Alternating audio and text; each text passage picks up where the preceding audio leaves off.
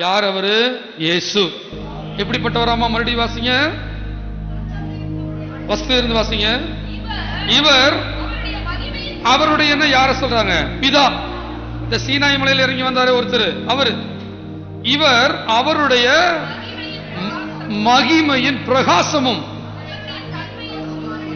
அப்போ அப்பேற்பட்ட சீனாய் மலையில் இறங்கி வந்த மகிமையானவர் எனக்காக, நான் அனுபவிக்கிறதுக்காக, நான் பார்க்கிறதுக்காக இயேசுவாக வந்திருக்கிறார்.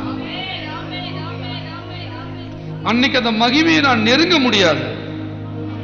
பாவி பக்கத்துல வந்தான்னா அந்த மகிமை கொன்றும்.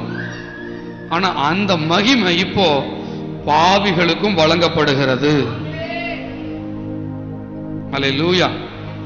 இந்த மகிமையை நீ பார்க்கணுமா? இந்த மகிமையை நீ அனுபவிக்கணுமா? என்ன பண்ணு? இயேசுவோடு உறவாடு.